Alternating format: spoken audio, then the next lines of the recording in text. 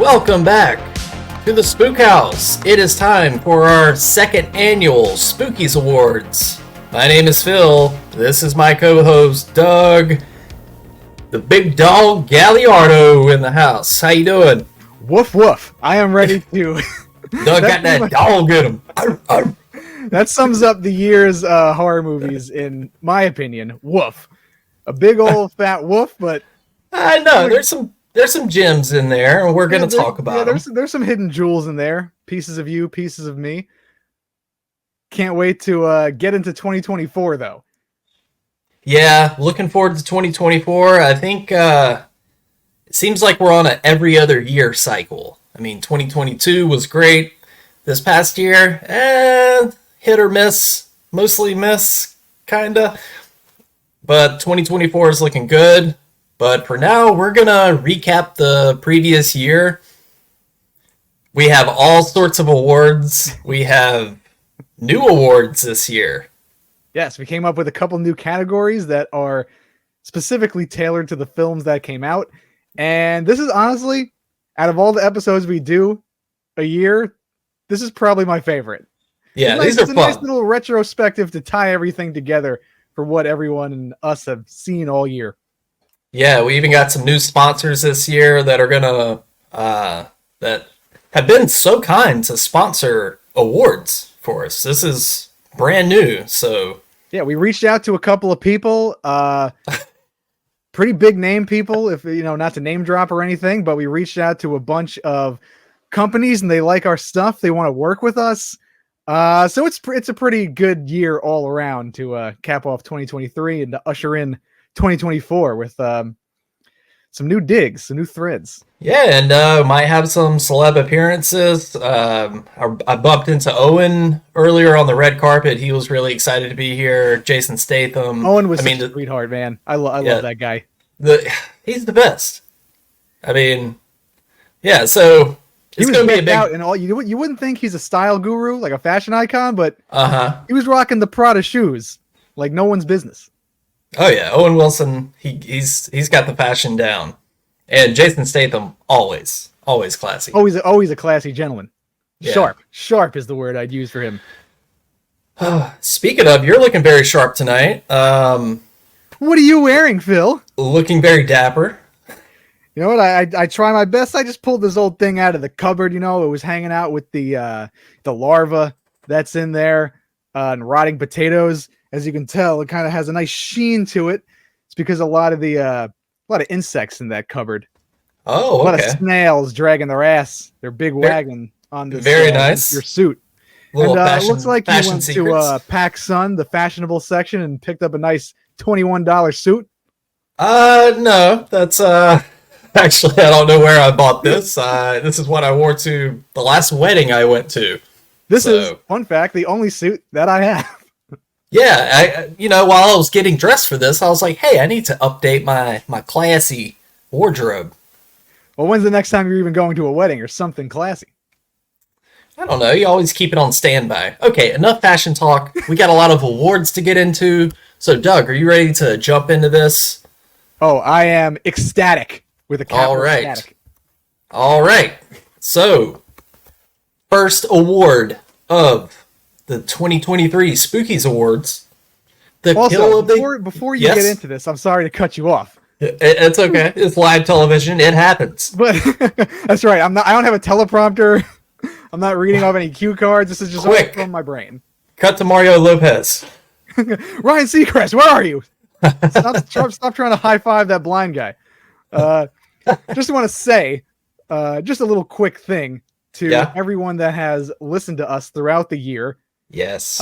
We want to thank you because we love talking about movies. We love continuing to talk about every movie that comes out for the future, putting together different ideas. 2024, we have a lot of new fun stuff, despite all the sponsors that we're working with. A lot of new fun stuff planned, so we're pumped that people actually care and want to listen. So thank you guys for listening. You said it best. Thank you so much for listening. We truly love you guys. Without you, I guess me and Doug would still talk about movies, but not to the extent that we do. So we appreciate you listening. You are what makes this show. And we thank you for being here at the second annual Spookies Awards. Everyone could squat at the Spook House at any time. That's right. All right, Doug. So, you ready to get into the first category? Let's officially break into it, baby. Okay. Pop that pussy open. We have the Kill of the Year award. We're starting it off with a heavy hitter. Doug, let me hear those nominees. All right. We have Can I Axe You a Question from When Evil Lurks? The Axe Kill. Then we have Bun in the Oven. The chick getting toasted up in Thanksgiving. We have the opening scene from Talk to Me where the dude stabs himself viciously in the eye. Brain Food from When Evil Lurks, when the wife is eating that her child's brain like some chicken cordon bleu. We have the Shopping Cart Massacre from Thanksgiving during the Black Friday riot. Yes. We have Doppelganger Destruction from Infinity Pool when Alexander Skarsgård, his doppelganger gets killed. And then Therapist I Go Bye-Bye from Scream 6, where the therapist gets his face bashed into the door and stabbed in the face, the eye. I tell you, very, very good nominee list there. We really had to think about this one, but do you want to say the winner, Doug? Yeah, let's go. And the winner for Kill of the Year award is Can I Axe You a Question from When Evil Lurks? Now, yes, there were plenty of potential nominees from this movie alone. Yeah. We went with this one because it's just it happened so quickly. Yeah. And you could really feel like the emotion towards all of the characters. It's the first kill of the movie, I believe. Yeah, somewhere in there. It was early on, but yeah, when spoilers if you haven't seen it. What are you doing if you haven't? Go to Shudder right now and watch it. It's amazing. I need to rewatch it myself. But yeah, it's the scene where the guy shoots the goat that is possessed by the devil, and then immediately after doing that, bam, axe to the face. You kind of learn that this movie is not messing around when it comes to gore or the inventiveness of the kill. That's what it really is. There's plenty of scenes where people get chopped with an axe. There's not that many scenes where someone stabs themselves in the middle of the forehead with an axe due to her being possessed. And you realize really quick that this movie is only going to get climactic from here. And a lot of good kills this year, but that one takes the farm. Yeah, I think it... nice. Good one, Doug. I think that wins best kill of the year because it was like a three hits succession. You got the goat kill, axe to the face, axe to her face, repeatedly, slowly. I was like, just stop. The fucking thud of that axe just like hitting her face over and over. I was like, okay, this movie's not fucking around. This also is something that makes a great kill scene, which you just brought up pretty much. Sound design, because when you could feel it and you could hear it, it just like hits your soul different. And you heard every chop of that axe, the sound of the gun, it cracked really loud. Obviously, you don't want any animals to die, but there was a reason that dude was trying to kill the goat. It was possessed, and I like how fast you learn the rules of this movie with the possession. That demonic spirit passed through all those bodies pretty quickly, which is pretty terrifying. Yeah, so When Evil Lurks, come up and accept your Spookies Award. Let's go, baby. All right, Doug, moving on. I think this is a first-time award for the Spookies. First-time award, and one that you thought of, and one that we first thought of when compiling this list. Yeah, so this is the Convenience Factor Award. These are just moments that make you go, huh, that's awfully convenient. So, Doug, why don't you read the nominees? Because if you don't have this, then some part of the plot doesn't really work. So it's like the shoehorn of the year too. Okay. But the nominees for Convenience Factor Award for the year of 2023, we have the retractable ladder from Scream 6, the wood chipper in the parking garage from Evil Dead Rise, and the DJ's son generically discovering a room with an evil record, also from Evil Dead Rise. Yes, he just happened to be a DJ, happened to discover a room that happened to contain records in it. And his mom is part of a punk band, so it all kind of ties together magically. And they just happened to go get pizza at that exact moment. So a lot of convenience going on here. This was a heavy contender because I was like, man, this is this is like just stacked on top of each other. But, Doug, you want to tell them who the winner is? All in all, for this award, we had to go with the retractable ladder from Scream 6 because being a New Yorker, there is no way a random person in New York City has a retractable ladder next to the window. There's no gutters. We murdered Scream 6 to death every time we talk about it, but it's just the reality of the fact is there's no gutters. He's not putting up Christmas lights on his apartment building. That's the city's job. Yeah, you know what? Hang a stocking or ornament out of his window. He doesn't have a retractable ladder. That just doesn't happen. Was it even retractable? We'd have to double check that, but that would be even more convenient if he just happened to have like a whole ass ladder. Like a 20-footer. A 20-foot ladder just hanging out in his living room. He's like, oh, yeah. I have this right here. Here you go. And it would be too unbelievable if he was like watching it for his dad who like lives in rural Pennsylvania and his dad's coming to pick it up. Maybe it's of sentimental value. His dad died on the ladder. He wanted to keep it as a momentum. Not momentum. Memento? That's what I'm thinking of. There you go. Momentum. I can't speak English, guys. But either way, the ladder wins that round because there's just no way that would be possible. Yeah, he really pulled that out like fucking Carrot Top in Vegas. Just, whoa, here you go. Didn't know this guy was a prop comic. You should get a show on the Vegas Strip. All right, so congrats to Scream 6. I'm sure we will hear more from you throughout this episode. But moving on. Maybe. We don't know yet. Hey, you gotta stick around and find out. Anything could happen. Okay, so this next category is a new one as well. This is the Achievement in Time Travel and No Other Subgenre Award. Doug, do you want to tell them who the nominee is? Now this was a tough choice. Actually, no, it wasn't. We're going to go with the Michael Kennedy directed It's a Wonderful Knife. Wait, did he direct that or just write it? He wrote it. I apologize. Yeah. Again, not working with a teleprompter here.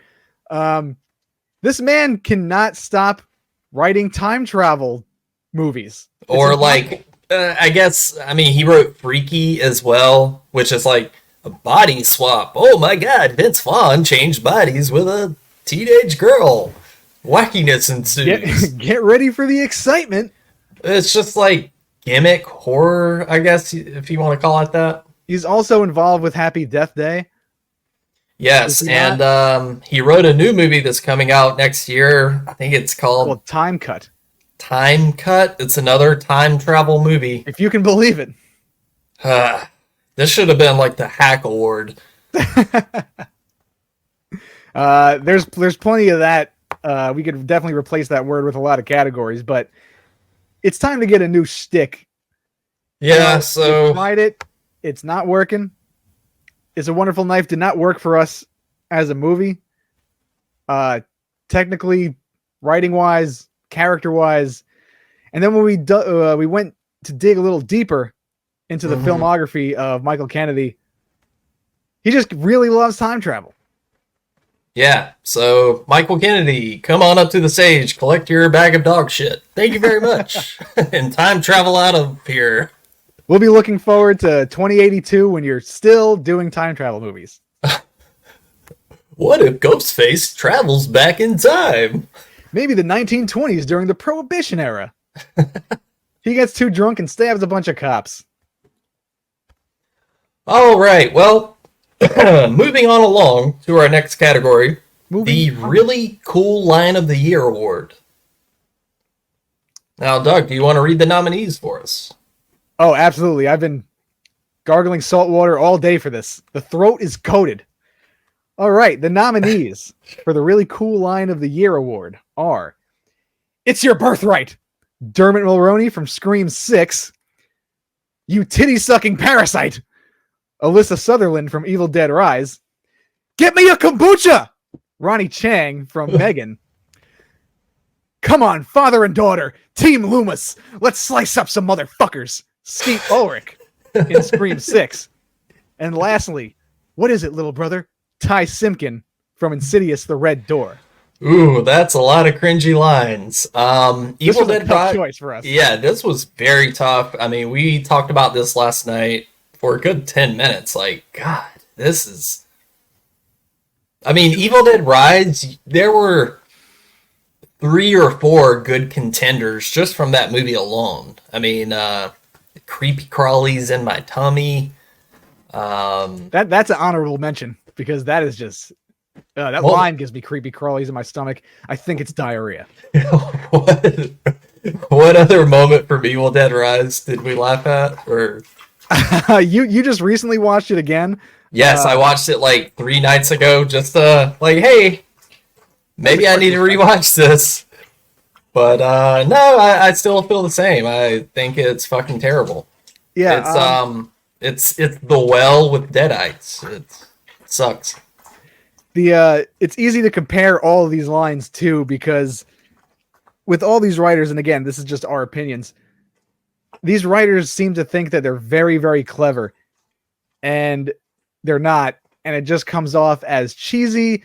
You know, there's a reason why the cheesiness is so it works in like 70s, 80s, even 90s horror movies.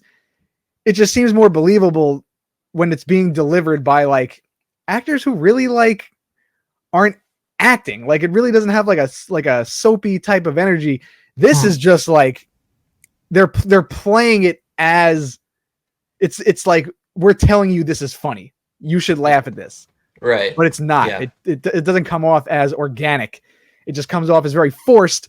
But with this one, the winner, it just had to be, again, like Phil said, we talked about this at length, and we had different points for all of these lines, but the winner for this one had to be Ty Simpkin in Insidious: The Red Door with What Is It, Little Brother? What is it, little brother? No one says that ever. Yeah. That caught me so off guard, and that movie was so deathly boring that actually snapped me out of like a REM sleep cycle. It was awful. Yeah, why take NyQuil when you can watch The Red Door? He's a college kid. Why is he talking like he's a preacher? Oh, hey, next year, NyQuil presents the most boring movie award. Because The Red Door would have won it. Good thing we have this. Good thing we're recording this because I know we're not going to remember that. Yeah, we'll reach out to NyQuil. We'll set it up.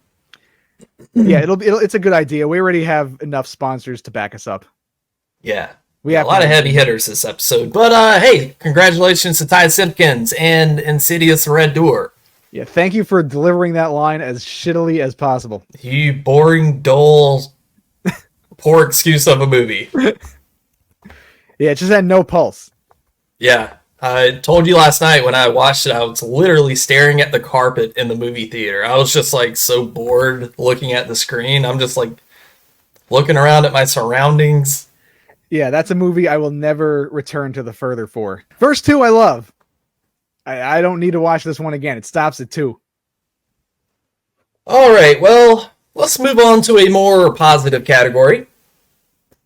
We have... It's a good balancing act here. Yeah, try to be fair.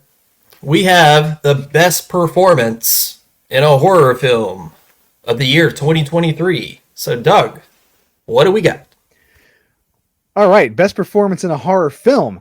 We have Sophie Wilde in Talk to Me, Nicolas Cage in Renfield, Mia Goth in Infinity Pool, Alyssa Sutherland from Evil Dead Rise, Joe Bird in Talk to Me. You just call me a titty sucking parasite to my face? Joe Bird in Talk to Me. And lastly, Leslie Odom Jr. in The Exorcist Believer. Yeah, that might come as a surprise to some people that you threw that in there. But hey, say what you want about that movie. The acting was fine. Up until the second act, but Leslie Odom really, anchored the ship. His emotionality translated on the screen. The chemistry between him and his daughter was fine. It was believable. Mm-hmm. But the movie was a big heaping pile of trash. Unfortunately, I still say, it was just okay. Yeah, it wasn't the worst. Again, just an unnecessary sequel, requel, whatever it was. Well, but this one was kind of no competition here. Little competition, but not that much. Yeah. We're gonna have to go with Sophie Wilde in Talk to Me. Give her a hand. Yeah. Wow. I just got chills down my spine from that. I got the creepy crawlies in my spine. I got the creepy crawlies in my tummy. I'm a Toys R Us kid. Ooh.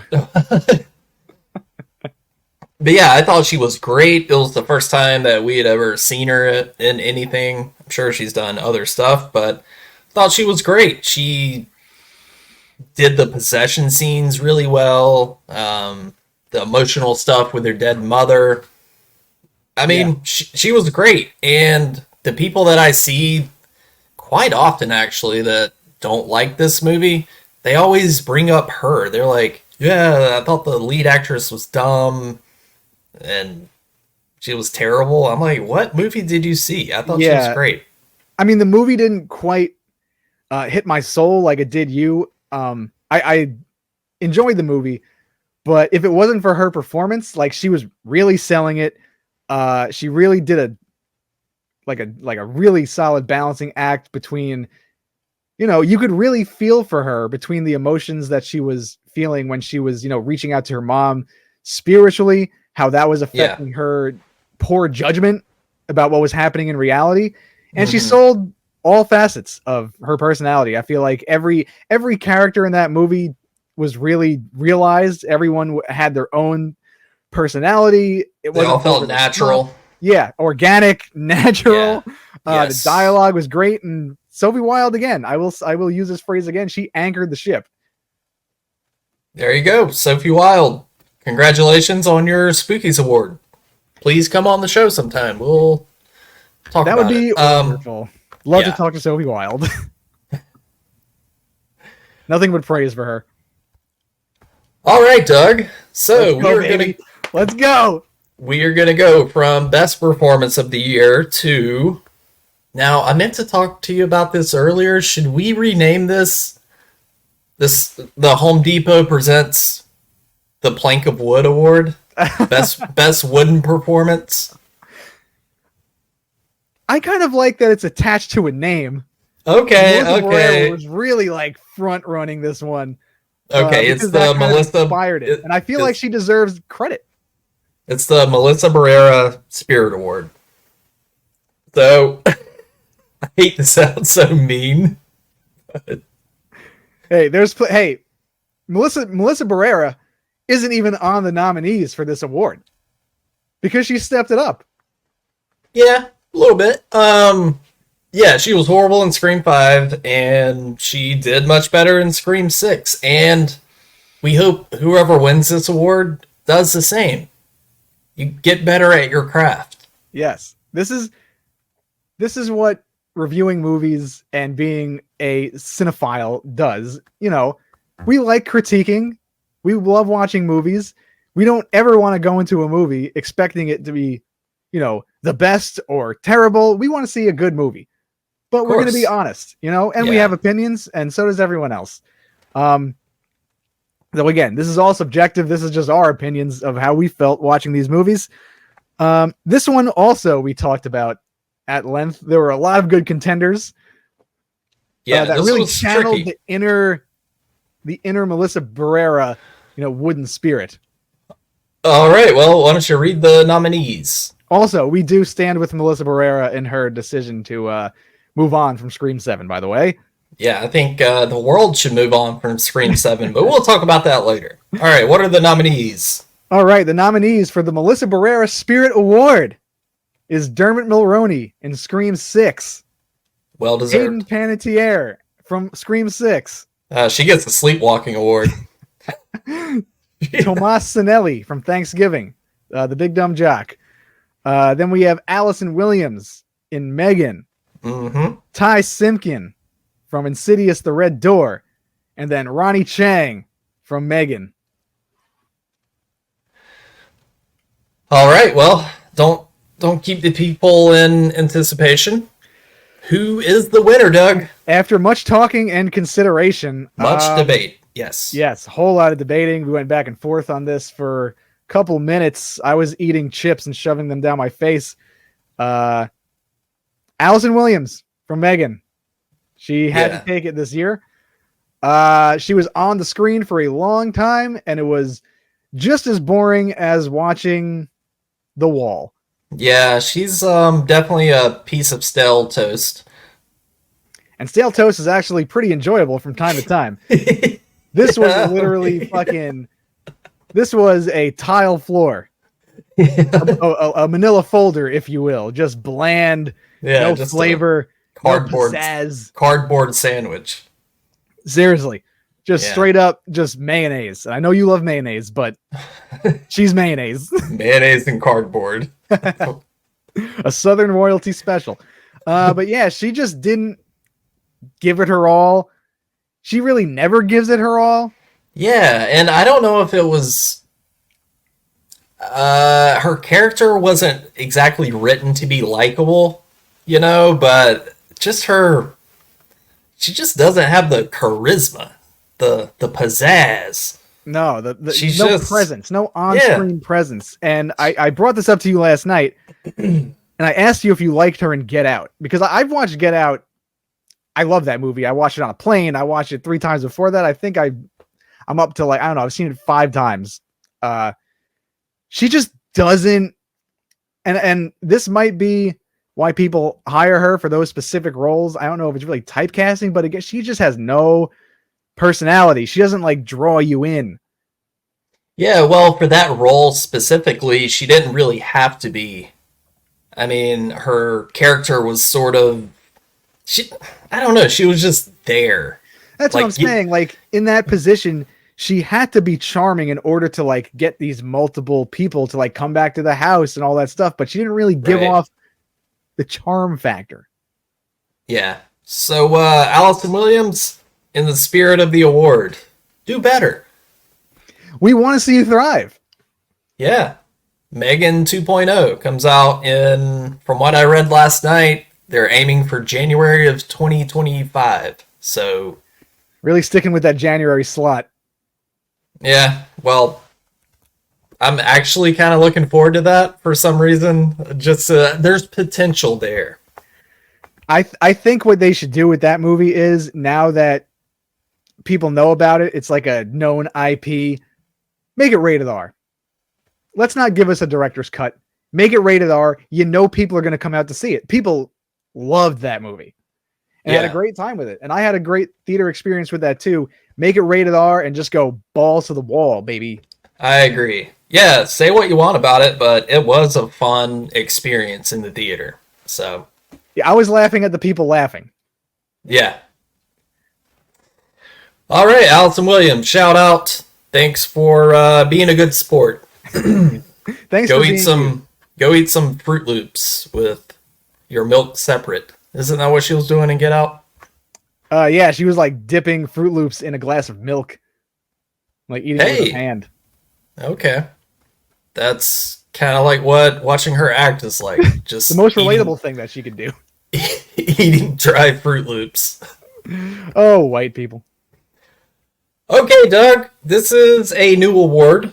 This one's going to be a little different, but I don't know. It's so stupid. I really debated, should we even include this? No, you must have been taking a dump when you thought of this, because it's brilliant.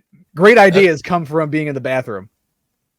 So this is the Natalie Imbruglia Torn Award. These are movies that we are torn on. I'm already torn. I'm a little late. This is how I feel. Remember hit clips? Yeah, I think so. It was like the little Tamagotchi shaped things that only played 30 seconds of the song. Was this up there? It could have been. Okay. My sister had a Backstreet Boys one, an NSYNC one, Britney Spears.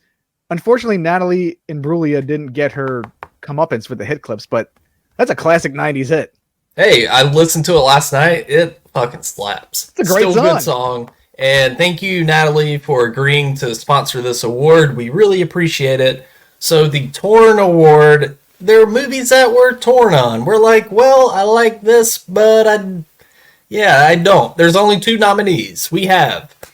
Well, Doug, go ahead.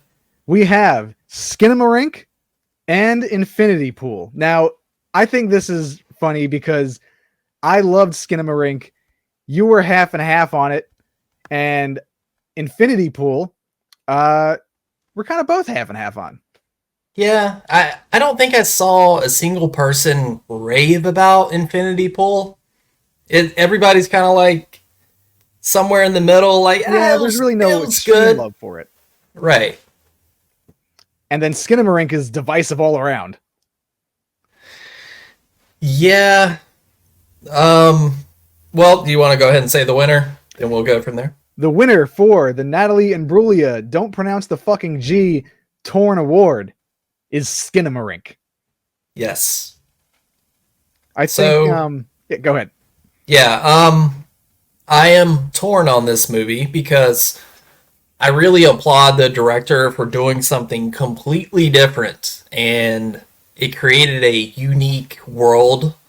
When I was watching this movie, it kind of puts you in a hypnotic state, and I was like, okay, I'm in this world, I've submitted, I've left my expectations of what a traditional movie should be, do something with this world you created. But he just never really does.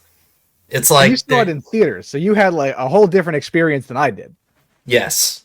So yeah, it just felt like a missed opportunity. Like, okay, you got me. Like, now do something with this world that you've created. But he just didn't. It needed like a punch or something. Yeah, this movie was very experimental, and you could tell that, like you said, you could tell its thought process was, really on display here. I think it's up to anyone's interpretation to really decipher the meaning of this movie, but he really used silence to his advantage because the silence was deafening in this movie. It was so loud. It was like a character in the movie, and it's a very slow burn. It's more of an experience than like a fully fleshed out movie, because I wouldn't watch it again by myself, but I would show it to people if they've never seen it before, and like shut all the lights off, put the phone away, and just be fully immersed in this world that he created. And I still don't even know what it's about, but if a movie can get you thinking and spark conversation, I think you have a fucking hit on your hands. Yeah, so I would like to see more of this, like directors coming out and just creating this unique vision instead of I'll take this over Insidious the Red Door any fucking day. Just absolutely. Boring, just uninspired. I'd rather have something like this. So while it didn't quite land for me, I appreciate what he was trying to do, and I look forward to seeing what he does next. Yeah, this movie brought a lot of people together. A lot of people were very divisive on it, and people went out to go see it in the theater, which was awesome. I can only imagine what that was like, because I unfortunately couldn't get off work to watch it in the theater, but you got a chance to see it in the theater, and it is a full-on made for cinema. Like, it is perfect for the movie theater. Yeah. That's definitely the type of movie you want to watch with people. Yeah, definitely the most quiet movie experience I've ever had. I could hear every sigh of frustration from every bored person in the movie theater, which got really annoying. I was like, I get it, you're bored, you want to go home, so leave. Nobody's holding you gunpoint. Watch Insidious: The Red Door, where there's jump scare after jump scare. If you like that stuff, there's that. But it's nice. It's nice to see a director just really have no studio giving him notes, because you know that was all him. And refreshing to see somebody subverting expectations of what a movie should be. Like, even myself, I'm like, oh, like, just hit me with a scare right now. You got me. Like, I'm sold. Now just come on, bring it. And he does the it. Tension was scary enough for me. And I really love talking about this movie with people, because you were waiting for something and you were like, all right, where are the scares? Mm-hmm. You were waiting for something. And then I was scared, like, leading up to those moments of silence where I'm like, you're staring at the screen and you can't really make out what's going on. And then just these really, the scenes that something did happen and they really did deliver, I thought, and it really made me feel unnerved, and I couldn't even get through it the first watch. That literally scared the shit out of me. So there's that. Skinamarink for the Natalie Imbruglia Award. What's the director's name? Kyle Edward Ball or something? Okay, come on up and collect your award while Torn by Natalie Imbruglia plays. Great song. This is how I feel. Go down with it. I'm already torn. Okay. But the harmony is going, baby. All right. The next award, very excited about. New sponsor of the show. Couldn't be happier to present this next award. We have Boston Market presents the Hammin' It Up Award. And with that, we have Dermot Mulroney from Scream 6, Ronnie Chang from Megan, Get me a kombucha, and Aquafina from Renfield. Ooh. That's light on the nominees, but they make up for it with screaming. With the ham. With that pun intended, it's going to Dermot Mulroney from Scream 6. Really just sitting in front of the fridge and devouring that big old ham. Yeah, he's the guy at Golden Corral slicing up the ham in the buffet line. He's like, you want some more? Here you go. Let me and load then he up that takes it away from you, punches the baby, and eats it all for himself, because holy shit. This man was hooting, hollering, screaming, yelling this whole entire movie and mugging to the camera, overselling, overacting.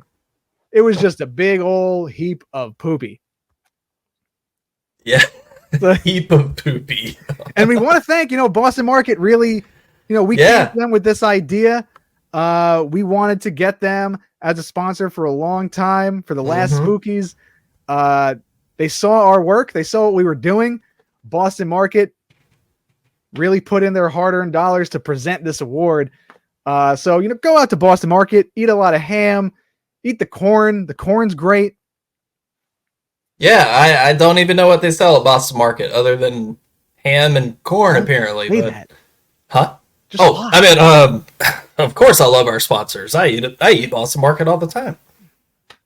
We apologize. We love Boston Market. Yes. Yeah. Also coming out soon, Spook House Boston Market collab t-shirts. There you go. Yeah. They're going to do a special menu item next October for us. So the Spook Ham. Oh, honey baked spook ham. So shout out to those lovely folks. What the fuck are we doing? Dressed up in suits talking about Boston Market. Who would have thought 2023 would have came to this? Hey, but I love it though. Here we go. Go out for the people. Hey. All right, moving on to the next award. So this is an important award here. This is the Just Stop Award. So, Doug, Who should just stop? All right, the nominees are Blumhouse and unnecessary reboots strictly for cash profit in the disguise as a creative choice. Literally all time travel / body swap based horror movies. Fast, soulless, and rapid fire stabbing.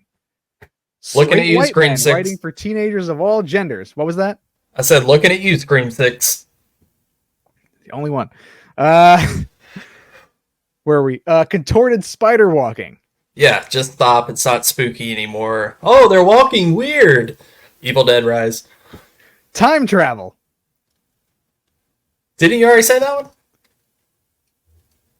I did. Yeah. I have it down twice.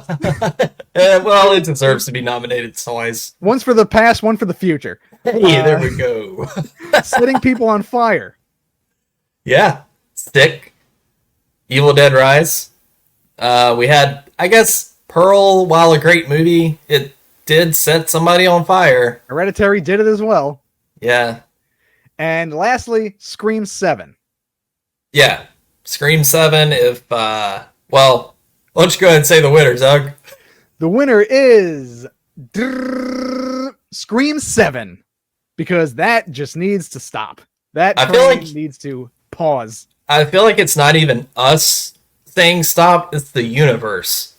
I mean, first you had the radio silence guys. They just sort of quietly dipped out, and we were like, wait, I thought this was like their baby. Like they were like gonna. It was a creative choice at that point because we didn't really see the behind the scenes deal. And then things just started going off the rails. Yeah, then Christopher Landon signed on to direct, the director of Freaky. Wow, would have loved to have seen what he could have done with that. Maybe which makes our Ghostface time traveling plot even more appealing. Yeah, I'm sure he would have brought in Michael Kennedy. Like, yeah, a good friend of mine. I think he could workshop some ideas. How about time travel? What do you say, guys? He has one idea. Yeah.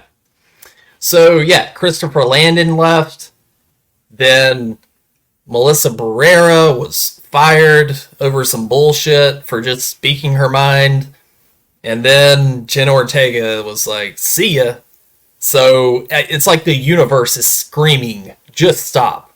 Yep. And then Christopher Landon got fired or walked away. Well, Christopher Landon quit after What did he writing quit or did he get fired? I don't know. I think he quit. I feel like that was very like innocuous. Yeah, remember that lovely tweet he put up? Like, guys, stop fighting. Everything sucks. Yeah, it almost seemed like his son took his phone and wrote that or something. Yeah, like, dude, what are you, 12? Imagine Wes Craven, the always well-spoken, intelligent Wes Craven, writing that tweet. Guys, stop fighting.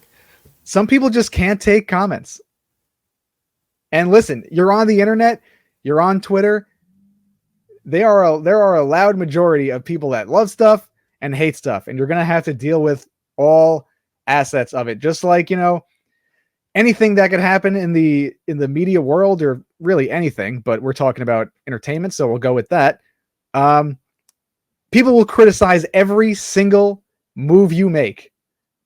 Yeah. And you could choose to not pay attention to it, or you could choose to pay attention to it.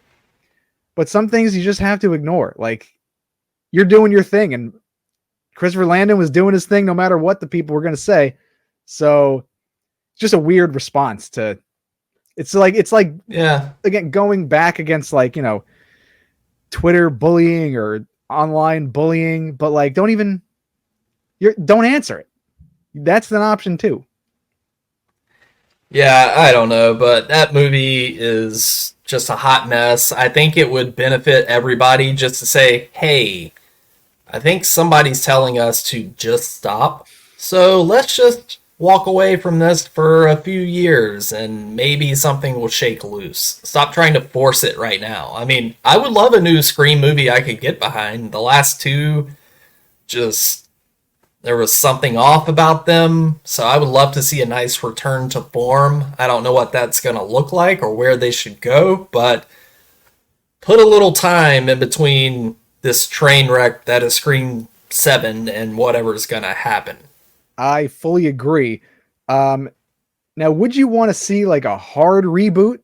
Like just completely revamp it. Keep Ghostface in it because that's the main antagonist, but new story, new characters, and just No, completely rework it. no, Or no Sydney, no Gail. I could kind of get behind that. yeah, because like, if you really want to close out, the way Scream 6 ended, you don't really need to go on from that. Yeah, I mean Everyone was all happy, hunky-dory, walking off into the sunset. they survived multiple stab wounds and walked away into the sunset, living happily ever after. We got the happy ending with those people. Yep, I thought John Wick was going to pop out of the dumpster and start shooting people. Hey, I thought of something.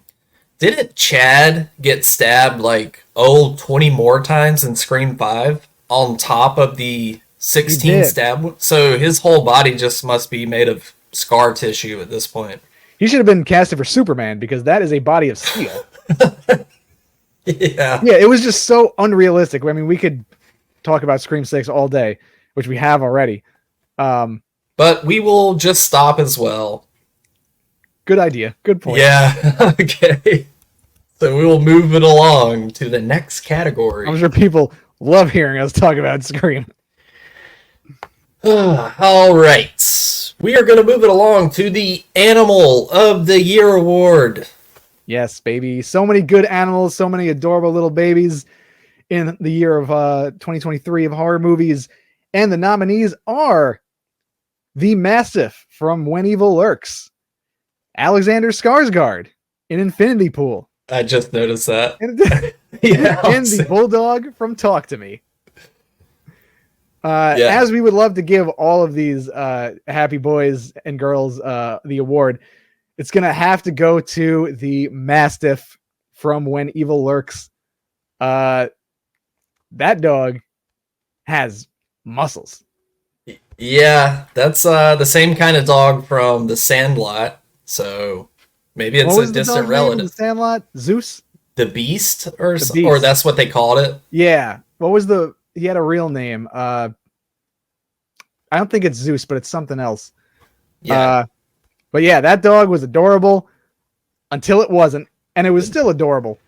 Until it wasn't. Yeah, I feel like this also could have gone to the Bulldog from Talk to Me, because I don't know, that scene where the guy wakes up and he's kissing the dog is, I don't know, it's something. That disgusted me out of any scene in that movie. Actually, any scene of any movie this year. That was very disturbing. That dog is adorable. Its little snorts were so cute. But When Evil Lurks, man, that dog took it to the next level. Yeah, so come on up to the stage and collect your tennis ball. You're such a good boy. Thank you for your contributions to film in 2023. Yes, we look forward to seeing you in more roles. Yeah. I was talking to him on the red carpet earlier. He has a new agent. He's really excited about. Yeah. What's that? I had some treats for him in my pocket. Nice gas station beef jerky. That's what I keep in the blazer. All right, so moving it along, bear with me here as I read this title that Doug wrote. Best sequel, prequel, requel, reboot between the first 2/3 or 5/10 of a franchise award. Nailed it. And Thank that you. nominee and winner, there's only one. You guessed it. It's Saw X. Because why?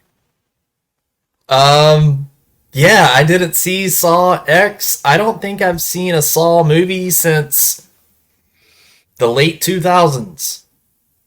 Yeah, I really love Saw. It is my guilty pleasure, even though I'm not really guilty about it. Even though it gets really convoluted. I actually did not see this movie as well. I just felt like we needed to include it. But I do need to watch it. And they're making another one. Again, just in between movies. It's just really it's just a cash grab at this point. I feel like, because like we already know that you really don't need to fill in gaps to stuff that we already know and see. So like, it's not really going to add any more layers to it, as many layers as Saw has already. So just had to shout it out for the ridiculous nature that it is. All right, congratulations to Saw X.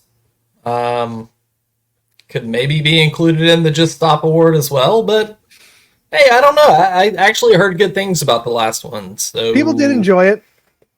yeah. So we're not hating.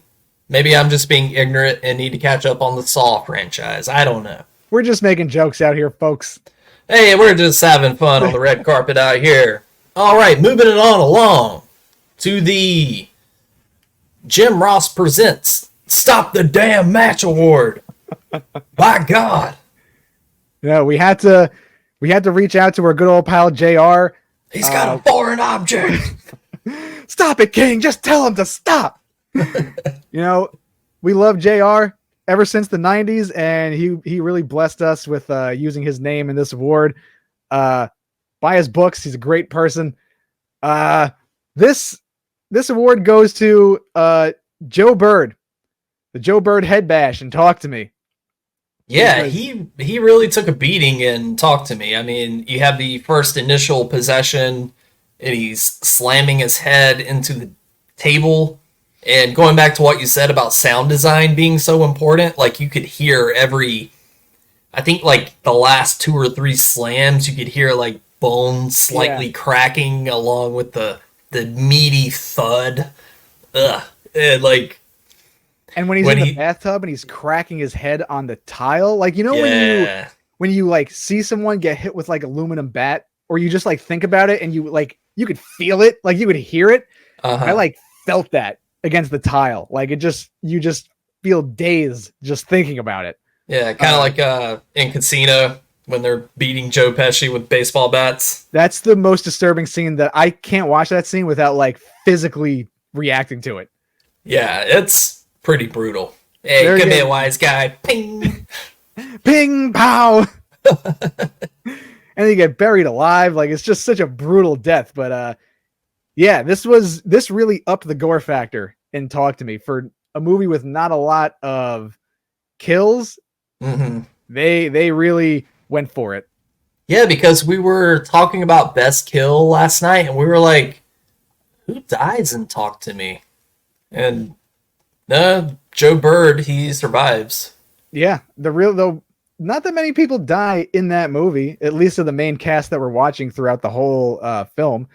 But we needed to include Joe Bird somehow because the dude is phenomenal with the little screen time that he got, and he made the fucking most out of it. And those are just really great scenes. And like that's a horror movie to me. Like, there needs to be more of that. Yeah, I'm happy to see that, hey, you win the Coming Around Award. Because I feel like you came around to talk to me a little bit. I need to watch it again, and I saw it twice, but like I know, I feel like I should love it. And for some reason, I don't know why, it's just missing that special ingredient that I need to get to that upper echelon of love. And I do like it. I like the movie. Yeah. Well, hey, that's fair. What's that? I said, hey, that's fair. I won't shit on it. There's no way you can shit on that movie. Well, a lot of people do, and I disagree. But we are going to move it on along to the Horrible Parents Award. Who were the shittiest parents in 2023, Doug? And there were plenty of them.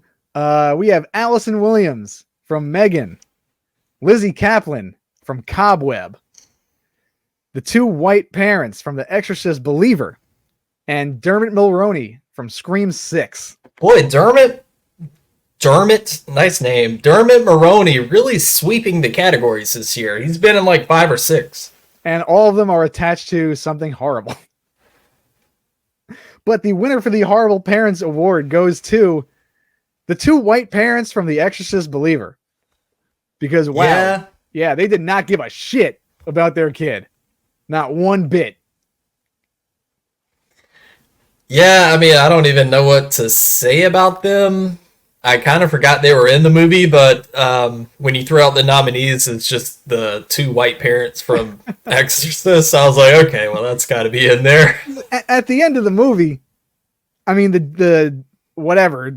I don't think it's Pazuzu, even though he didn't say. I think it is. I don't really care. Let's go with Pazuzu. Said that they have to choose, and they did not fight that well for their kid. Yeah. And that's pretty despicable in my eyes. At least Allison Williams, she was ignoring her niece, but she gave her a bed, she gave her breakfast. Yeah, technically nice she's not a parent, so that's she true. gets off the hook by disqualification. Lizzie Kaplan was in her own way trying to protect her kid in a really aggressive type of way. But, you know, still had a roof over his head, cooked meals, had a nice pumpkin patch in the backyard.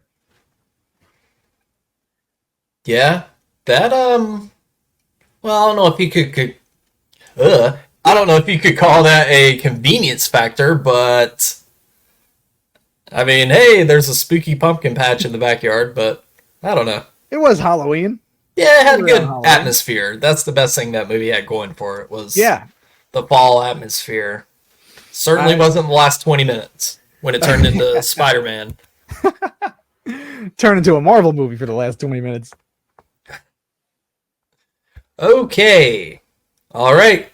We have 2 more categories. These are heavy hitters. Are heavy hitters. Ooh, brace yourself, folks. Okay. Whoa, what's that? Jason Statham. Oh my god. Okay. Is Jason here? Jason is here. He wants to present this next award. Yes. Come on up, Jason. What's up, big dog? Thank you. All right. Now, before I present this award, I just want to plug my new movie, The Beekeeper. Go see it. I kick a lot of ass, and I take care of bees. All right, with that out of the way, it's time for the best scene of the year. Go ahead, Douglas. He said my name. Okay. The nominees for best scene of the year. Thank you so much, Jason. I loved you in The Transporter. Thank you. We have We have The Dog Attack from When Evil Lurks. The Joe Bird Head Bash from Talk to Me. Ice Cream Time from When Evil Lurks, when the autistic child pulls the grandmother's hair out of his mouth. We have Betty Bye from Skinamarink, when the kid is staring longingly and kind of lovingly at his parents sitting on the bed. And the Megan Shuffle, where Megan is dancing in Megan. Yeah, those are good picks for different reasons, but a lot of variety in this category. There can only be one winner. So, Doug, who is the winner? That's right, Jason. You're absolutely right. The winner for best scene of the year goes to The Dog Attack from When Evil Lurks. I mean, you can't argue with that. I was saying last night that I can't remember the last time I was watching a movie and I was truly shocked at what was happening. Like, are they really doing this right now? Like, the build-up of that scene with the parents arguing, and it was so good. Cutting back to the dog, and then the kid walks up beside the dog, and it's like, what's that kid doing beside the dog? They're not gonna. No way. And then it fucking happens. And the whole time, like, talk about subverting expectations. They want you to know that something's happening, and they want you to think that you know what's happening, and it just gets worse. That's a terrible fear for like a parent to have. That kid got ragdolled. That extra shot when you see the kid in the dog's mouth and it's shaking it back and forth. I was like, yo, stop the damn match. That's a stop the goddamn match moment. And when it first happens, you know, the daughter and the dog are in the foreground, and it's kind of blurred out, so you know what's happening. And then that pan to when they're under the table and he's just ragdolling her like a fucking Petco toy. Yeah. It's just, it's rough. It's rough to watch. I have never, like, again, it takes me a lot to get like really like disturbed, but like that was a genuine like holy shit moment. I was watching it by myself and I turned to no one and I was like, holy shit. Like, did you just see that? It was a wild scene in a really refreshing movie. We both loved When Evil Lurks. You saw it in theaters, right? I did. I was lucky enough to catch it on the big screen, and I'm glad I did. Yeah, that was a really, really solid movie for 2023, and definitely one to keep watching. I think I forgot to tell you this, but when I was watching that movie in theaters, next door they had the Taylor Swift concert movie going. So like in the quiet moments of When Evil Lurks, I could just hear Taylor Swift. Lavender Haze going on or whatever the fuck song it is. I don't know, but I lost quite the combination. When Evil Lurks and Taylor Swift. But yes, very well deserved winner of Best Scene of the Year. So, and now we get to the final moment of the evening that you've all been waiting for. This is the pinnacle of every award show.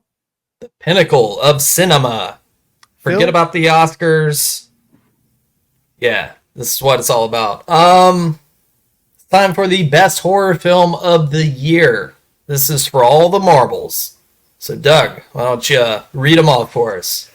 For best horror film of the year, we have When Evil Lurks. We have Talk to Me, directed by the Philippou brothers. Thanksgiving, directed by Eli Roth. Infinity Pool, directed by Brandon Cronenberg. And Evil Dead Rise, directed by Lee Cronin. Do you want to open up the envelope and say it together? Sure. Okay. All right. Opening up the envelope here, and the winner is Talk to Me. Very delayed reaction, but Talk to Me wins the best horror film of the year, according to the Spook House. We had to give it to Talk to Me after much deliberation. I mean, yeah, it was a toss up between this and When Evil Lurks, but I think we both settled on the fact that, you know, if you go like acting versus acting, they're both done really well. However, Talk to Me explores more range. It's more of a range of emotion, where When Evil Lurks, while really solid, it was just dark, grim, hopeless, which is great. But Talk to Me sort of just had just a little more depth. And the unique camera work, the sound design by the directors, very stylish and unique. So it just had a lot going for it. And we just had to give it to Talk to Me. And as that's not my favorite film of the year, there was no question that it had to go to Talk to Me. Phil listed everything that we were both thinking, that I think that if you don't like Talk to Me, give it another try, because it really does have, you know, deep themes that I think is very important with mental health, dealing with that. And it's a very relatable movie for, you know, character work, because I feel like a lot of people can see themselves in Sophie Wilde's character, and has really good horror elements to it. They don't get lost on that. The Philippou brothers are very aware it's still a horror movie, despite having, you know, having drama in the forefront of the movie. Right. Because you could take out the horror elements and still have a really solid movie. It works as a drama, and then the horror just really takes it to that level of being really... Now, I know you were affected by this movie very heavily, and a lot of others were affected by it. And I could see why. Mm-hmm. All around very, I think a little more than When Evil Lurks, a little more, what's the word I'm looking for? Not coherent, cohesive. Sure. Also has, I think it has a higher rewatchability factor than When Evil Lurks. Like, I wouldn't show When Evil Lurks to everybody, but I would recommend Talk to Me, like, pretty much to everyone. Like, yeah, it's a horror movie, but there's more to latch on to. I guess that goes on preference, what the person is into, because I would recommend When Evil Lurks to people. The sheer fact that it's just like, if you want a balls out possession movie, When Evil Lurks is like, I would love to like rank possession movies, maybe on an episode, because I don't know where that would fit in, but and this might be recency bias, but it's up there. Oh, for sure. It's up there. It definitely has a new, unique look on the possession genre and has a set of new rules. And like you said, this movie ends completely hopeless, which not a lot of movies do. Yeah, that movie was like, fuck you, the movie's over. Yeah, you can't do anything about it. How do you like them apples? And fade to black. Yeah, but looking at the other contenders here, that's adorable. You put Evil Dead Rise up here, but the other two, Thanksgiving, I could see somebody saying like, yeah, that was my favorite movie of the year based on like fun factor. Like, hey, I miss slasher throwbacks. Like, yeah, we need more of that. So, actually, I really need to rewatch Thanksgiving. Yeah, same. I did like it. I feel like maybe we come off as shitting on it, but I mean, I respect Eli Roth for bringing back the slasher on the big screen. And it was fun. It was a fun watch. Great kills. Just overall as a whole movie, didn't take the Spooky Award this year. Yeah, it didn't quite pack that punch that I was specifically looking for in a slasher. It didn't really check off all my boxes. But John Carver, I think, is a fun villain to watch out for. I mean, I definitely want to see what happens next. Yeah. And Eli Roth, I think he's a good director. Maybe he needs to find someone to help write dialogue.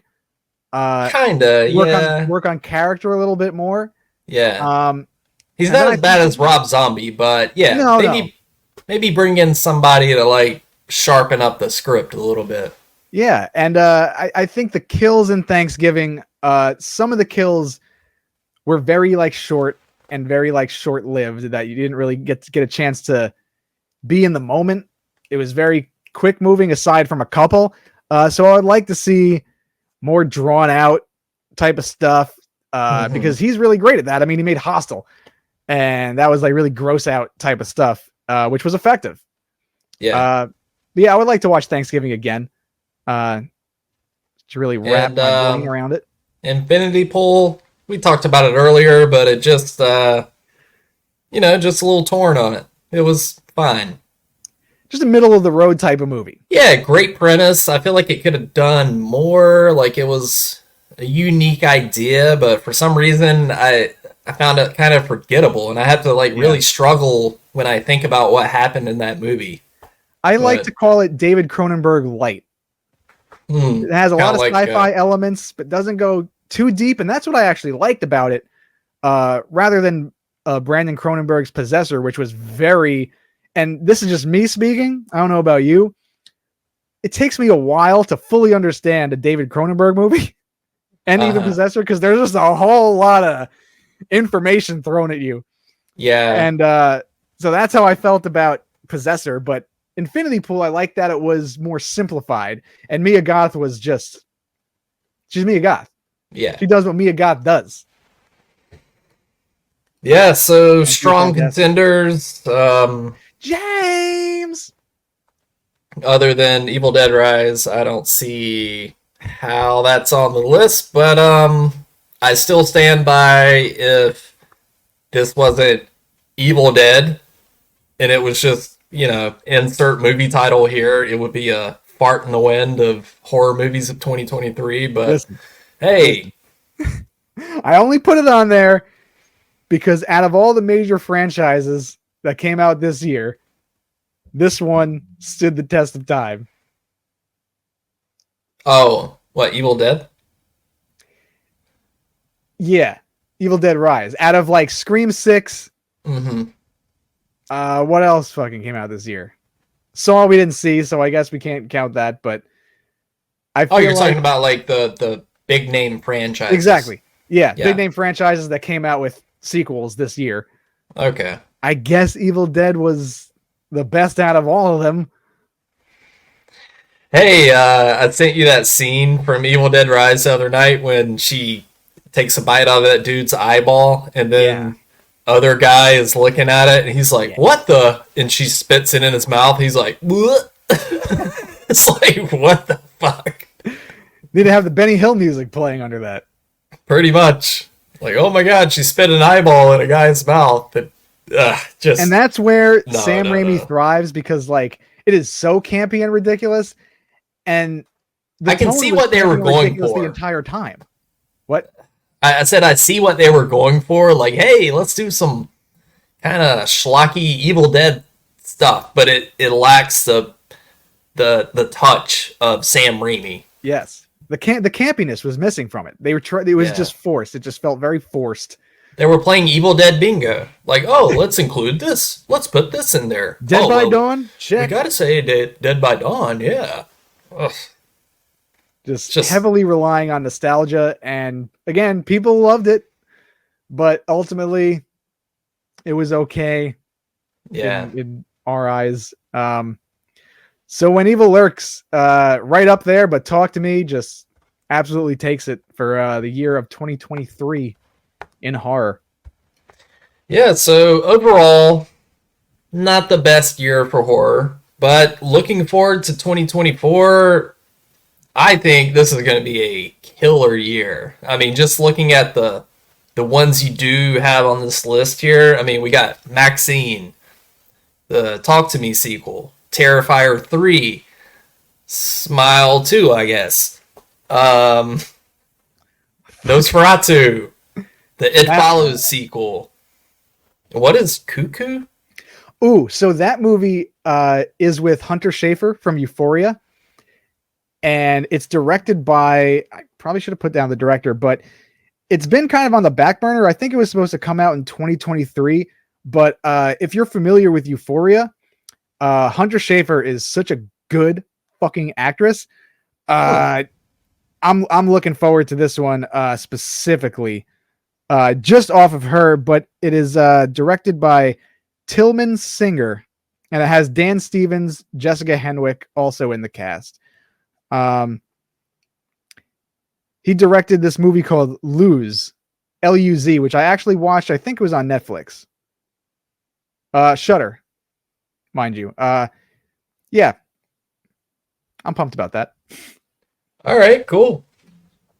Well, lots to look forward to in 2024. I think it's gonna crush this previous year. So, and hey, we got Night Swim, baby. First horror movie of 2024. Are you gonna go? Yeah, I'm gonna go. I'm very excited Yeah. about another Blumhouse movie kicking off another year. Yeah, I'm excited to hopefully have my expectations dropped. Yeah, I mean, I'll go see it, but I don't have high hopes. It looks quite generic, and I do not have Yeah. high expectations for this movie. no. Usually January is kind of like the dull month for movies to come out. Yeah. They tend to do pretty shitty, but you know what? It could really subvert our expectations, and it could be a fun movie. I don't see it being that, but we won't judge it until we see it. Hey, you never know. Anything could happen. Yeah. Well, Doug, you want to go ahead and head on out of here, get off the red carpet, go take these blazers off? I think I might actually kick it in this blazer all night. I mean, you do look good. You look you needed like a corncob pipe or something. I was With thinking your- about getting like a pork pie hat, Hmm. or like the Peaky Yeah. Blinders hat. Maybe like a monocle. Monocle would look good. You should be Yeah. rocking a fedora with like a feather hanging out of it. Maybe a gold chain, like a nice 24 karat gold plated. Well, hey, it's still kind of early in the evening. Maybe might go out to dinner tonight dressed like this. I don't What know. are you doing for the after party? Jason Statham invited me onto his yacht, so we're just gonna kind of hang out and just go over the Beekeeper 2 script. So, Wow, he's giving you writing credit for that? mm-hmm. Yeah, Unbelievable. Yeah, we hang out. Lovely. I like that. This is a good in for us. Yeah, Maybe I not mean- for us, but this came out, and we meant to put this episode out before 2023 was over, but apparently my immune system is just shit, and things happen, so we couldn't get it done. But looking back on 2023, it's been a great year, and again, thank you so much for listening. We got big plans in 2024. We will talk about all that later. But Doug, anything to say to the good people? Any parting words? Let's see. Take care of yourself. Always eat more pasta. It's only January. Pace yourselves. I can't talk English today. Hey, that's what we do, baby. We fucking stutter and muttering, prick you. But yeah, love everybody for listening, listening to hear us talk nonsense and talk movies and talk shit. It was a great time in 2023. Went to California. We had a fucking blast. Yeah. Maybe we'll do something this year. We're both going to be at Carolina Fear Fest. I'm coming down to hang out still for a couple days.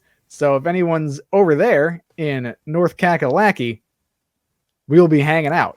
Yeah, we will both be there. So hell yeah, Daddy.